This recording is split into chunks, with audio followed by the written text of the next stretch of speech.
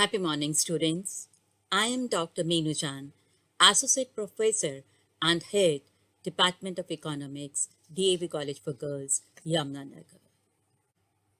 Today I am going to speak on the Emperor of Learning. Today is 11th November and 11th November is celebrated as National Education Day. Free India के first education minister Mohiuddin Ahmed, जिन्हें हम मौलाना अब्दुल कलाम आज़ाद के नाम से जानते हैं, उनके जन्मदिन को नेशनल एजुकेशन डे के रूप में सेलिब्रेट किया जाता है to recall his contribution to the cause of education. I would like to tell about him. Mohiuddin Ahmed, जिन्हें हम मौलाना अब्दुल कलाम आज़ाद के नाम से जानते हैं, उनका जन्म 11 नवंबर 1888 में मक्का में हुआ. जब वो 10 साल के थे तो कलकत्ता में मूव किए. उनके फादर रिनाउंड स्कॉलर थे, सूफी थे. उनके मदर भी रिनाउंड स्कॉलर थी. वो स्कूल नहीं गए, होम स्कूल थे. घर पर ही रहकर उनकी पढ़ाई हुई. उन्होंने ट्रेडिशनल इस्लामिक करिकुलम में शिक्षा ली. इसके साथ साथ उन्होंने world history, philosophy, science, mathematics में भी शिक्षा प्राप्त की. His masters was in English, पर उन्होंने अपने स्पीचेस में कभी भी इंग्लिश को यूज़ नहीं किया. वो एक लैंग्वेज को नहीं जानते थे, बल्कि Hindi, Urdu, English, Persian, Arabic, कई लैंग्वेजेस को जानते थे. जब वो 10 इयर्स के थे तो उन्होंने पोएम्स लिखना शुरू किया. 15 ईयर की एज में वो पेपर्स अपने एडिट करते थे. न्यूज़पेपर में ब्रिटिश रूल के अगेंस्ट, उनकी पॉलिसीज़ के अगेंस्ट वॉइस रेज करते थे. खिलाफत मूवमेंट चलाते थे. उन्होंने इंडियन नेशनल मूवमेंट में पार्टिसिपेट किया. 16 साल जेल में रहे. जब उन्होंने इंडियन नेशनल मूवमेंट में पार्टिसिपेट किया तो वो नेहरू जी और गांधी जी के क्लोज आए.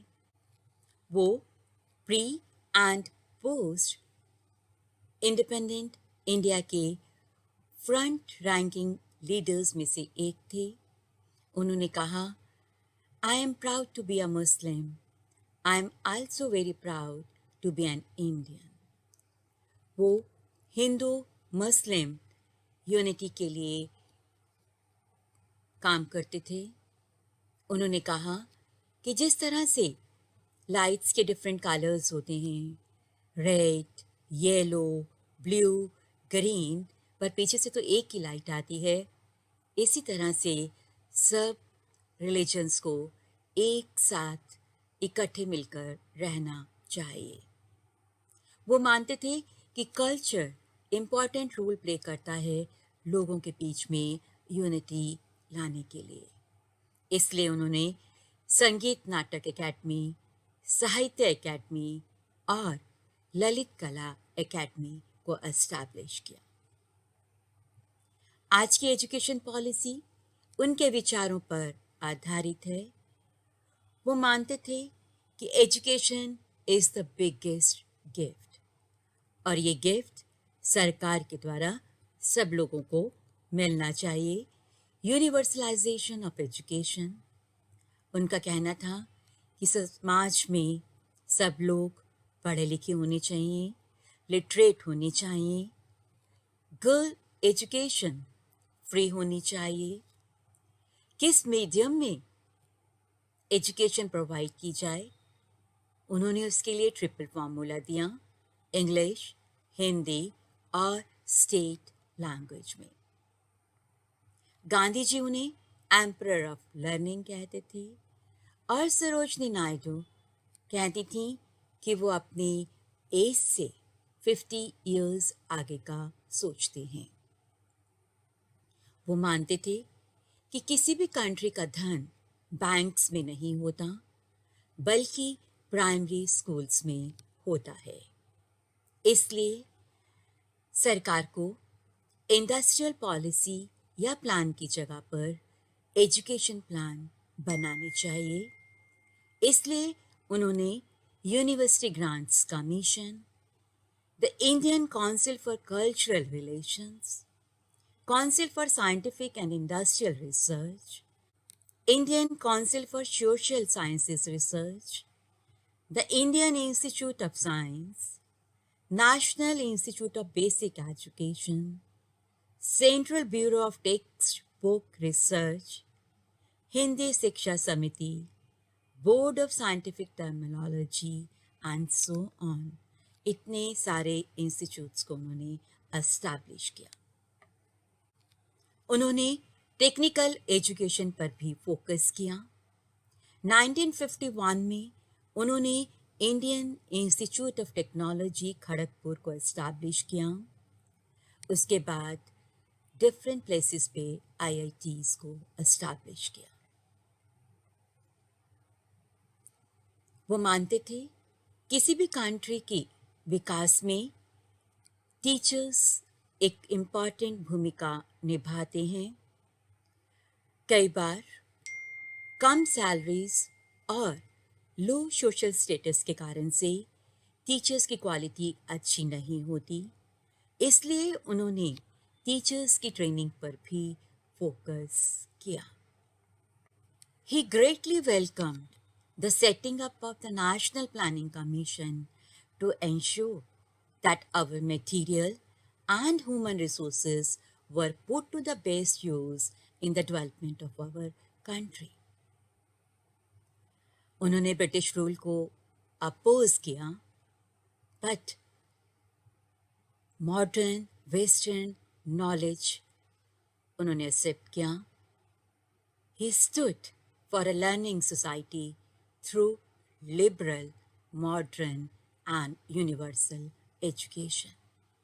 तो बच्चों, आपको एजुकेशन, जैसे कि मौलाना आज़ाद ने कहा कि बिगेस्ट गिफ्ट है, आपको ये गिफ्ट मिला हुआ है, आपके पेरेंट्स ने आपको दिया है। उन बच्चों की कहानी सुनो, उन बच्चों की आंखों में आंसू देखो जिनको ये गिफ्ट नहीं मिला, जिनको ये अपॉर्चुनिटी नहीं मिली। तो बच्चों, कुछ बन के दिखाओ, कुछ करके दिखाओ। All the best. In the last कुछ लाइंस उनकी आवाज में ही आपको सुनाना चाहूंगी। दुनिया में हर जिम्मेदारी के तकाजे हैं और वो तकाजे पूरे करने पड़ते हैं। दुनिया में ठोकरें उन्हीं को लगती हैं कि जो चलते हैं, जो पांव तोड़ कर बैठ जाते हैं, उन्हें कभी ठोकर नहीं लगती। गिरते वही हैं कि जो दौड़ेंगे, कांटे उन्हीं के तलवों में चुभते हैं कि जो दौड़ते हैं। जब तक कि आजादी हमारे हाथ में न थी, आपके मुल्क का क्या हाल था? वो अपनी किस्मत का मालिक नहीं था, उसकी किस्मत दूसरों के हाथों में। आपका अमन भी आपके कब्जे में न था, आपकी बेअमनी भी आपके कब्जे में न थी। जब कभी मुल्क में बदअमनी होती थी तो आप अपने तरफ नहीं देखते थे, उनके तरफ देखते। जब आपको कोई तकलीफ और परेशानी होती थी, आप उनके आगे मजबूर होते थे कि अपना हाथ बढ़ाएं। लेकिन आज वो नहीं। आज अपनी किस्मत के आप खुद मालिक हैं। और अगर आप मालिक हैं और मैदान में खड़े हुए हैं, तो ये याद रखिए कि तरह तरह की आजमाइशें पेश आएंगी। कोई भी नहीं चाहता कि अपने को आजमाइश में डाले, कोई भी नहीं चाहता कि गमों और दुखों में अपने को डाले। लेकिन अगर हमने जिम्मेदारी का बोझ उठाया है तो तरह तरह की परेशानियां हमें पेश आएंगी। अगर हम मैदान में दौड़ रहे हैं तो कदम कदम पर हमको ठोकरों से दो चार होना पड़ेगा। उससे हमें घबराना नहीं चाहिए, उससे हमें उकताना नहीं चाहिए। मर्द बनकर उन तमाम जिम्मेदारियों को उठाना चाहिए और उन परेशानियों का मुकाबला करना चाहिए। अगर एक जिंदा इंसान है और उसकी रगों में गर्म और जिंदा खून दौड़ रहा है, तब उसके लिए बीमारियां भी हैं, ठोकरें भी हैं, मुसीबतें भी हैं, हर तरह की परेशानियां भी हैं। तो जिंदगी का मानी यही है कि हम बोझ उठाएं, और बोझ इस घबराए हुए उठाएं